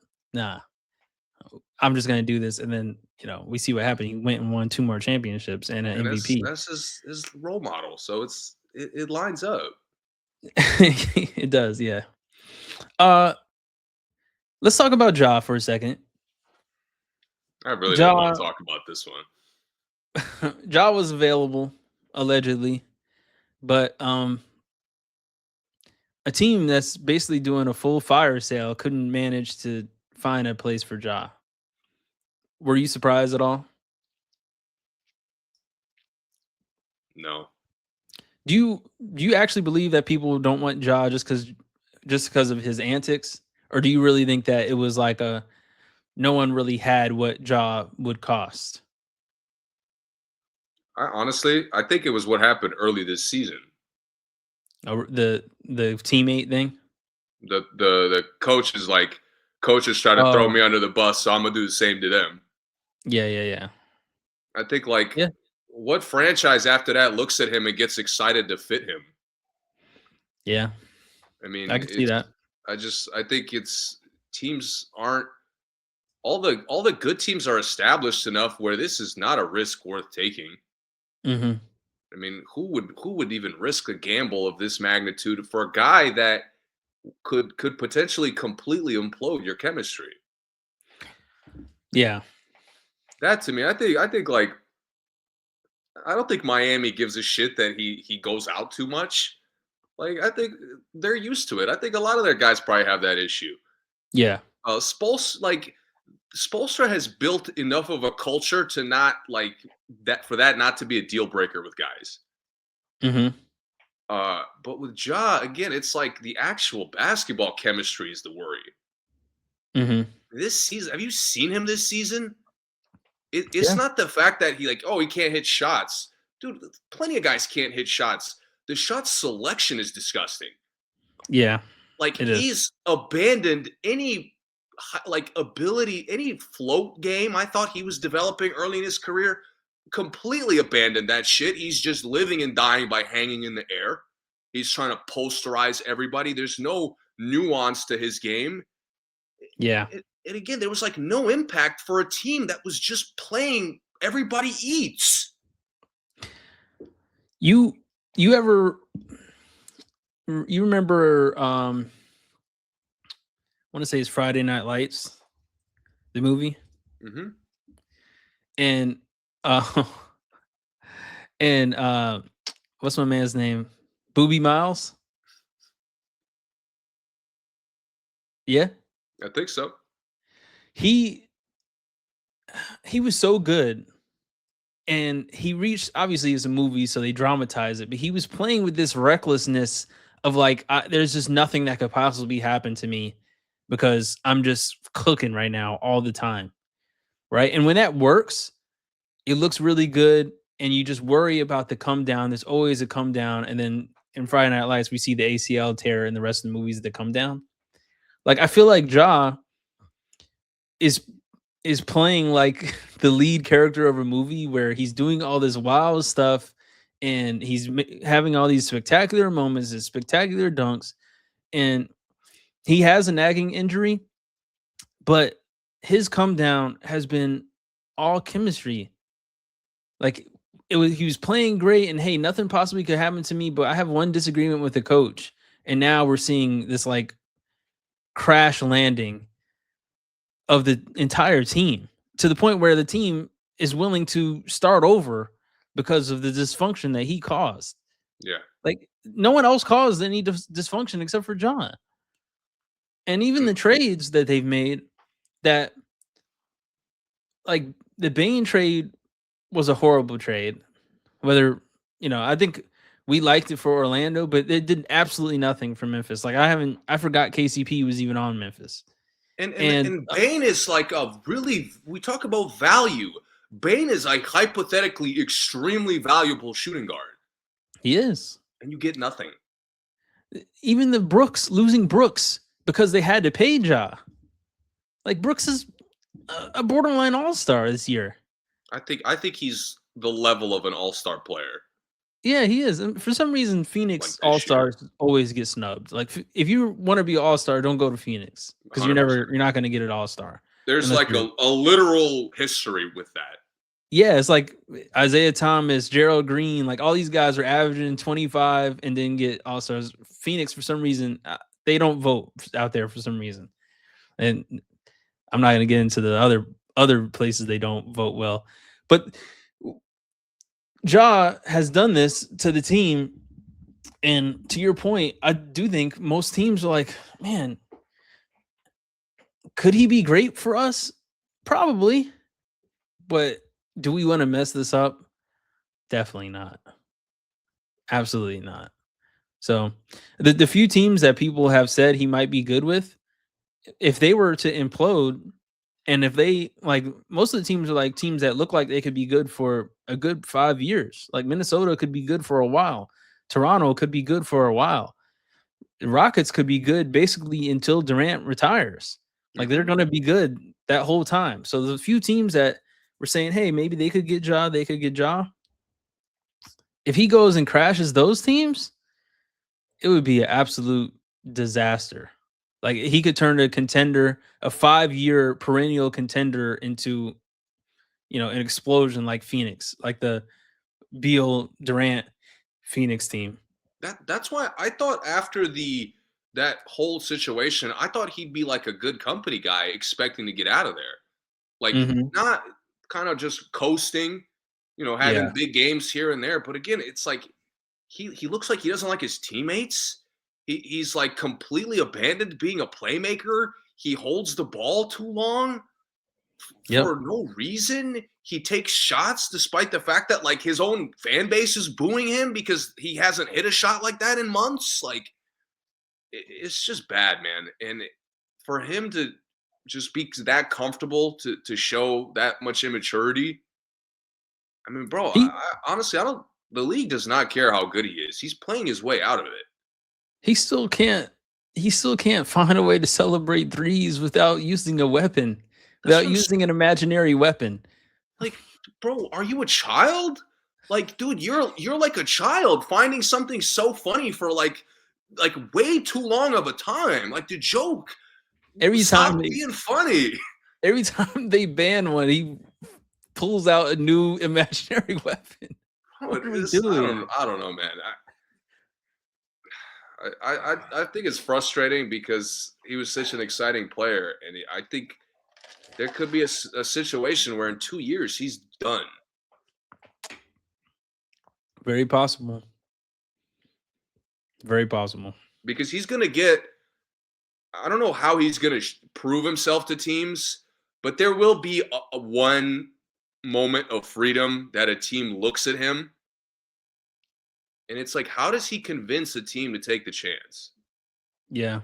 When he ruined this team. Like Memphis is ruined for years because he completely said basically, he middle fingered them. Yeah. Literally. Let's talk about teams that didn't do anything really quick. Was there any team that didn't do anything or didn't do enough that you thought should have? Or even any player that you thought should have been moved or like would have been a really good move? Were you surprised teams didn't go for anything like that? It's weird. The Raptors, I feel like I want them to do more. Mhm. But every time I watch them, I take that back Yeah. because their roster looks like it's not quite good enough to beat a Detroit or a Boston or Mhm. maybe even like a healthy Philly. But Yeah. their chemistry is just like it's gotten so much better so fast. Yeah, and it's a lot of their guys come in and play really hard. Their bench guys, they Yeah, come in and play their hearts out, and they make up for not having like a really solid I depth. stay forgetting the Mm. guy's name. The one like guard wing hybrid who's not really a good shooter, but he takes him sometimes. Shed? He's got the double name, I think. It's like a name Oh, hyphenated Murray name. Boyles. Yes. Yeah, he's Yes. Oh, good. I like him a lot. Yeah, he's good. He's a Yeah. sleeper, man, because he's been like emerging and they've started trusting him more and more. And I Yeah, think he's a good rookie. Ingram has shown like leadership traits. Yeah. Bro, Scotty Barnes is like hunting good shots. Yep. I mean, this team is building winning habits really fast. So again, I think they could have done something to upgrade, but did they need it? No. Yeah, I think getting RJ back really changed Hmm. a lot for them because even in the beginning of the season when RJ wasn't there, they really didn't look like they had enough. And RJ coming back somehow with his ball handling and the way he attacks, especially in the mid range, he's kind of he's opened a lot up for them. Um but they did get Jackson Davis from the Warriors and they did get Chris Paul, which I don't know, but they got a few pieces. Jackson Davis for them should be really good for them. I mean, again, I'm a dreamer. I'd like to see Chris Paul like help this team. I know, like not really on the court, but uh, I would like to see some scenario where he could mentor some of these guys. They have Garrett Temple as well on his in his 15th season. He's 39. Garrett Garrett Temple still Temple hanging is in there. 39. Man, what a worker. It- Bro has spent his time in the league like it's a 9 to 5. yeah, just traveling. He's been traveling Just all over. earning every minute, working his ass off. Yeah, his frequent Love flyer it, miles got to be amazing because he gets traded on a new team every single year. But did you want to see anybody that didn't do anything? The Pelicans. Like I want the Pelicans to like make a choice. Like, are you gonna work with what you have or are you gonna start over? Like this in between thing they're doing, like it rarely ever works. Like I don't know if it ever works. The hey, we're good enough to that we could start over with young pieces. We're also good enough that if we made one good move, we could be possibly a second round playoff team. But the playing in between for as long as they're doing it, this is probably like the third year of it. I'm not like I'm ready for it to stop. They're such a So, they've just been a bad franchise lately and because another thing is they have so many good packages to put together. So that they were my only disappointment as far as like I was really hoping to see maybe some of those guys go different places, or I was hoping they really went for somebody big. I was hoping they took a chance on Ja, like just to see what happened. Like just a big swing. Because there's guys that they have that they don't need, or there's guys they have that obviously they're not like using to build the future. Um, they keep getting other guards while they have DeJounte Murray, who's supposed to come back like next month. I don't know what they're doing with Poole. The Herb Jones and Trey Murphy thing, them on the court for some reason doesn't work. But anytime one of them comes out the game, the other one looks amazing while he's playing. Like, so that's been weird. I don't know what they're doing with Zion. Is he gonna be your franchise guy? Is he not? Sadiq Bey is like the third oldest on the team, and he's been cooking. But I don't know if they actually want him. They don't play Kevon Looney. So there's a lot of stuff going on there. I'm not really understanding what the plan is. So I was hoping they made a decision. shit. And At least I'll give them a pass because at least they're in a position to do things. They are absolutely. Yeah. I mean, Sacramento looks dead. Yeah. Like, where are they Yeah. going? They didn't do They let shit. They they didn't do let me shit, but down. what could they have done? What are they Right. gonna They do this couldn't have done summer? anything. What are they gonna do next year? Like, again, New Orleans is been bad, but there's a lot of things they could do to clean up and really quickly. It And I is. think, And that's what I was surprised they didn't. yeah, But and yeah, I do think like they've shown, especially the last couple years, they can draft. they can. Like, especially, we don't need a top 5 pick to be able to draft. We can find contributing good players later on in the round. Yeah. What? Again, like, Sacramento is nothing. Yeah. So if I'm them, I'm saying, okay, DeJounte Murray, you come back. We're probably not gonna use you. Trade DeJounte and pool for like 5 picks. Like, do something where I kind of know, okay, well, we're rebuilding. I get it now. But now, if I'm a Pelicans fan, I have no idea what we're doing. Nothing. Their direction is just like non-existent. Yeah, but they're standing at the intersection. Hmm. They're just standing there though. Like, Yeah, get out the street, pick a direction. So yeah. that's why I was praising a team like Utah earlier because they're like trying to go somewhere, and it's like DC is also like really starting the journey. Yeah. Yep. Yeah. Here Those two teams. we're just stuck. And New Orleans has a better roster than both of them. No, that's I that's the don't other thing that's disagree with, like, weird. I couldn't agree more, and it's like it's that much more disappointing. Yeah. So yeah. So that they were mine. I was like, huh, all right. I'm waiting for that. I'm waiting for the 5 picks for Trey Murphy and Poole, like, and send Trey Murphy and Poole to Brooklyn for 5 picks and I don't know. I was just expecting something like that, but yeah. I was also expecting Michael Porter Jr. to get moved, but I'm cool with him not getting moved. I think he I think, probably likes being on Brooklyn. I to be honest, think if Zion, I mean, Michael Porter Jr. is in a good spot. I don't want to see him move yeah, me too. immediately right away.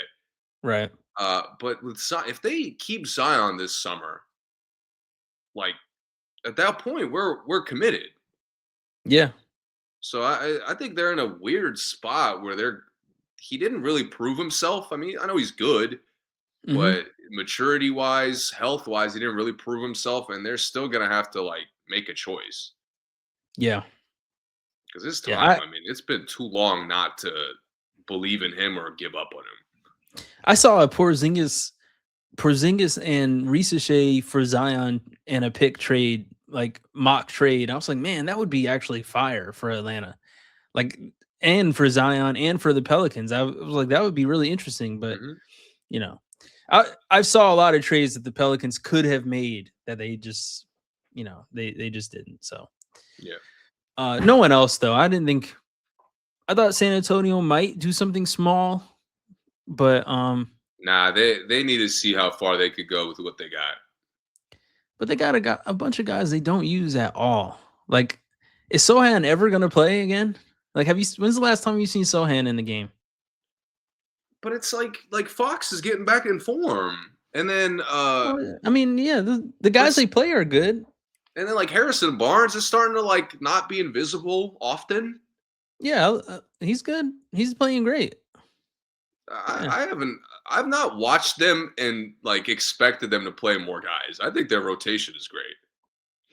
I just wouldn't have been surprised. That's all. Like, I wouldn't have been surprised if they were like um I'm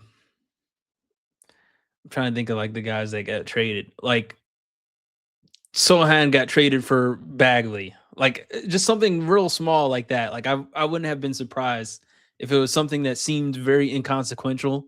But Like what like, Detroit did with Huerter, similar. yeah, something like that. Yeah, or getting Saric, like that would have been Hmm. interesting. I was like, oh, okay, yeah, I kind of like that. That might work for them. Or Trace Jackson Davis, like for a pick in Sohan, like I think that could have worked. Or even Kennard. Like there was a lot of these kind of guys, Abaji, guys that were like, huh, are they actually going to help that team they went to? Probably not. But it still would have been interesting. I just I don't thought they think would have made one San of those. Antonio's not missing anything that like they're looking for outside of what they got. No, they're not. They're not missing anything. They could just strengthen what they already do. So that's what I was expecting. Maybe I think even a Jock Landale would have been like, "Oh, here come we got Yeah, another for sure. big." But Fox getting back in like clutch form too. That's been the Yeah, real like that's gonna make them scary good going into yeah, the playoff. yeah, yeah. Niang was out there. Like, I think Niang would be fire for them if they ever used him or if they didn't. Like, Mhm. even if it was someone that never got in the game, I just thought they were gonna make like a move to say, all right, we really are contending. Just in case you guys weren't sure, we're Yeah. actually like really going for the championship. Like one of those kind of moves. I mean, think OKC got McCain. We would, if I told you OKC made a trade, you'd be like, why? Right? Well, it's So easier with picks. I don't know if San Antonio has the pick wealth that OKC has. I don't. Uh, hmm. I think they do, but I don't know.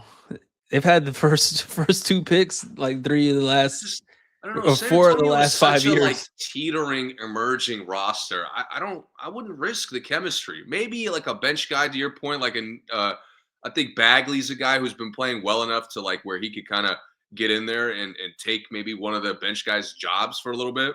Yeah, that's what I was expecting. But That's what I was expecting. Yeah, again, their guys have fit. Like if guys go down, I think Sohan's ready.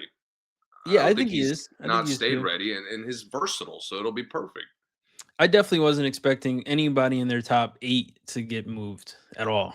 But I think Vassell has yeah. been emerging better than I thought. I thought like if he kind of was teetering, maybe they'd look to move him, but Yeah. he's getting comfortable with his role a lot more.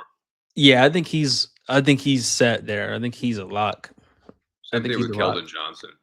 Their starting 5 is basically their whole starting 5 is untouchable unless something really crazy came in for Barnes. Other than that, their starting 5 to me is like on lock for the immediate future. That's And probably a good. Cornette. I don't think they're ever going to let Cornette go. But everybody else, I just wouldn't be surprised. But I like their roster. Uh I'm surprised Houston didn't pick up one of the guards that was moving around, but not that surprised because I don't know if they can afford anybody. But they complain about point guards all the time, and like Tyus Jones was out there, guys like that. I was surprised they didn't, you know, snag or go for it because I don't how big of their window how big of a window do you think they have? Houston this year and next year, And that's it? probably. Yeah, so Maybe give KD one more, but I feel like that's reaching. yeah. Yep. Okay. Any other NBA stuff? No, I think that's it. All right. Super Bowl tomorrow. Who's your pick? Who you got? I got New England, believe it or not. Okay. By how Uh, much? Not a lot. Maximum a touchdown, like somewhere around like 20 to 14 or something. Okay. Okay. I think I think Seattle's too good for New England to dominate, Yeah. but I do think Seattle it's almost like they're almost too good for this moment where they've just been annihilating teams and then they had the one toe-to-toe game with the Rams. Yeah. New England has been in the trenches, facing like the toughest defenses. The games have been nasty. Nobody's been able to move the ball. The last game that it was cold as shit. It was snowing, so they're used to like the struggle of going through a game, like dominating just the possession and like getting the field goal advantage. Mhm. And I think that moment that's like a moment where like I just don't know if Darnold can be perfect start to finish. Yeah. Yeah, to your point, they have been beating teams purely off talent. And I don't know if they have the X factor it takes against New England. Like you said, they've been in the trenches, close games, they've battled, their defense has battled, their offense has battled. Yeah. And I mean, if the Rams didn't make that mistake last Yeah. game, we might be seeing two different, a different Special team in the teams Super Bowl. fumble, and that's been there. Like I don't know what's with the Rams and special teams is just weird, Yeah, apparently they've been really bad all season. bro. I was reading after that game that the uh McVay's extensions, like the guys that go on to become their own coaches, Hmm. they have special teams problems. LaFleur in fucking Green Bay, Yeah, like that is, bro. You just like not prioritizing that part of the game at that point. right. But to me, like I just can't. This is like Darnold. This is my final moment of Darnold doubt. Like, So if he wins this, you'll never doubt him again. if the Seahawks win, I'll probably doubt him. But if he plays like he just did in the against, bro, he went toe to toe with the MVP and like outplayed him. Yeah, If he lights up the Patriots after they've been, strapping teams the whole playoffs, and it's yeah. the Super Bowl, and it's like this gigantic moment, and he's just lighting that shit up. Hmm. I don't know how I'll ever be able to like. That'll be the final. He deserves all the benefit of the doubt from that point on. I I think New England's better, but I think I'm going with Seattle in a close one. I think I'm gonna go Seattle by like a field goal. I will say, a close Seattle win. It's almost a guaranteed bet that the receiver is going to get MVP. Uh, Yeah, Jackson yeah. Smith and Jigba, he's fucking. Every Yeah. time they're in battles, he's just unstoppable. I wouldn't be surprised if Cup got it. That's true. They they they just have their defense really impressed me in the Rams game. I mean, I do think that I do think the Rams would have won without that fumble, without the special teams situation. But uh, when the Rams were trying to get back in it, Seahawks just shut them down. I know. And And Darnold never gave them a chance. Like that was you expected Darnold to do one thing to give him a chance, yeah, no, he played steady. and it was just perfect. So I think their defense will shine against New England. I could see them pulling it out. What's I crazy think was their like defense is a little bit better than New England's. Seattle was like calling clear cut passes in third down, the deep third downs, to Yeah, where it's like, dude, you're clearly believing in this guy. yeah, So maybe I don't know. Darnold, both quarterbacks, I think, are in a position to if they play well in this game, their stock skyrockets. yeah. I think Seattle's defense is better than New England's offense, and I think that New England's defense and Seattle's offense is probably even to Yeah, me. I think I'm with that. Yeah, so I'm taking Seattle on a close one. But this But is I a like. rare moment. I think the clear Uh-huh. cut two best teams came out of the conference. Yeah, I do too. I I know do too. Denver has some argument because Bo got hurt and he's like an exciting wild card player, but Yeah, the Patriots are just so imposing the whole season. yeah. Denver was like playing with fire all year, Mm-hmm. and that to me is the difference. I think, especially in the game that got just kind of that was just living and dying off the weather conditions. Yeah, I think the Patriots are better. I think the Patriots put like full games together better all Much season. better. Like Mhm. all 4 quarters, Patriots, at least 3 quarters of the game, Patriots look really, really good. And then the Broncos were like second half. They were a second half team for most of the season. And only the second half. Sometimes they'd start the games out looking terrible, and then all of a sudden, they got to come back in the fourth quarter or something. Yeah. But yeah. And then the Seahawks, I think the Rams, part of me thinks the Rams were better, but nah, Seahawks defense was just really, really good. So I just thought the Rams passing attack was just like scorching fire. yeah, Rams had the better quarterback and the best receiver probably in the league. That to But me, that made the MVP conversation kind of crazy, where it was like, oh, like Drake May or Stafford, and Stafford had like 15 more touchdowns. yeah, It's like that's tough. It's tough to make a case for May when Stafford's out there literally just like packing the fucking touchdown stats. I think the only reason it was a conversation is because everyone knows Puka is like ridiculous. Just, Like Stafford and could close his eyes, just throw it up in the air, and Puka would get oh, a touchdown. Stafford is already a great quarterback, and his that duo he was dealing to all year was just unfair. Yeah, and then it also goes back to people still underestimating Diggs because Diggs is basically that for May, but he doesn't really get that much credit for some reason Hmm. because he's not as prolific. Because May throws it to more guys, but May could force it to Diggs every time, and Diggs probably would rise to the occasion if he needed to, just like Josh used to. And May this playoffs because he hasn't been good that for the most part, Yeah, but he's a better athlete than we thought. yeah, he is. Yeah, And that to me, it's like all these guys, all the quarterbacks that the games get gross in the playoffs, they got to fall back on the athleticism, whether they got it or not. yeah. I mean, and May is a warrior. He's one of those guys that like, look, we got to win this game. If I got to rush 20 yards, I got to just go do it. Like, Yep.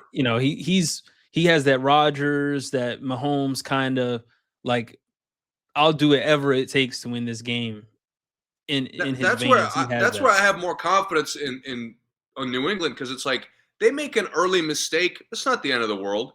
I think Hmm. Seattle makes an early mistake and they're in trouble. Yeah, that's true. That's true. That's true. Yeah, it's tough. This is one I'm of the most excited for this. even Super Bowls. The last few have been even, but there's been some that were like much less even than this one is. Yeah, Like I even the just don't good know. teams. I don't think this game will be a shootout. That's the only thing that'll probably make it a little less exciting. But Yeah, it'll be a again, little bit boring at this is times. Super Bowl. I think as long as it's competitive, I don't mind. And both these coaches, although they're good, they both play it pretty safe. Like But they're not both are going to do anything creative. crazy. Both have shown like unique ways to win games this year. I think. Yeah. Yeah. If Vrabel's always done that. Yeah, Vrabel has he has a way of playing safe but also being creative. Like he's not like Andy Reid. Andy Reid would just like we're just gonna go for it on a 4th and 13. Like why not? We got Mahomes. We could do it. Hmm. They don't do that, but they'll figure out a way, a more creative way to do it. So yeah, it'll be interesting. I'm definitely excited for it. Um, anything else? Anything else in sports right now? I mean, there was the Belichick not getting in the Hall of Fame. Hmm. Yeah, you know, it's tough. It's tough when those guys. I understand the reasoning and everything, and now people are worried about the sign stealing, the deflate gate, and all that stuff. But like all the other wins, you can't take away from his jacket. So That's the weird thing. You're not really. That's where I wouldn't have like. You're not questioning Belichick's reputation more than you're putting the Hall of Fame's reputation like under a microscope. exactly, Like I don't think this doesn't change how anybody felt about those situations. Their mind is made up. But yeah, like clearly you didn't discount the history of his impact. Like he got punished. yeah, So I mean maybe not him, I guess the team more so, but yeah, I don't know. This just seems petty and it doesn't seem like it has any sort of good impact for anybody. right, It's just like a stupid thing to talk about, stupid drama moment. yeah, yeah. Because he's gonna get in there eventually. That's the other thing that's kind of silly about it. Like And I it's don't like really care. okay, this is kind of silly, but like okay, he was the coach. You can make a case. He's Kraft is the owner. You're kind of doing him dirty again. He was running the team. You could like yo, if you set this precedent and you do this with Tom Brady, the Hall of Fame is dead. Like you just can't. You lost me more than completely when you start to, discount Tom Brady's success for all that Yeah, shit. Like that's just ridiculous to me. yeah, I agree. Uh, I think we talked about most of the coaching hires, or at least Really? the coaching moves. I don't really care The teams about that any are of the still a mess, I mean, they're gonna be trash next year. Like who. the teams that are like the Oh, Browns. yeah, yeah, Did yeah. Miami hire somebody? What did Miami hire? I'm not sure. I feel like they hired somebody, but I can't remember. I don't know why the Uh, hell Robert Saleh took the Titans job. That's yeah, that just was bizarre. crazy decision there. Yeah, I think Miami got their coordinators, but they haven't gotten their head coach for Mm. some reason. Yeah, head coach is still vacant. We'll see what they do, but it's kind of getting to that point where like I'm not taking you seriously next year if it's taking you this long to get a direction. Yeah, yeah, and I mean, is Tyreek gonna be back next year? I couldn't tell you that. Probably not. So they're gonna be trash. Tua is coming back and Tyreek isn't. They're gonna be trash. That is the Sorry. opposite of how it should be. Exactly. I live Yeah. and die by a receiver's talent. What Tua did last year, unforgivable. Yeah, it's bad. It's bad. It is really bad. Um, do you care about the Browns getting the coach that wanted to draft Shador? Like, I know I get all the other controversy going on, but the fact that they got the coach that actually likes Shador, do you care about that? Yeah, 100%. Like Yeah, I think I that's thought that the was big. core. I think that should be the core of how they move Yeah. because he showed enough to get a legitimate chance. Yeah, I agree. Like I'm anticipating because it could happen next year, but like he has one bad game and we're having like a quarterback controversy. That shit is gonna piss me off next year. Yeah, I agree. Considering they played fucking sorry ass. Who's the dude who didn't even fucking throw shit down the field? The guy he was competing with. Oh, Gabriel. Dylan, Dylan yeah, Gabriel. yeah, Like Shador had to compete with him. Get the fuck out of here. That's a yeah. joke. I'm with you. I'm with you 100%. All right, cool. Thank you for listening. As always, subscribe, follow us, and we'll talk to you guys next time.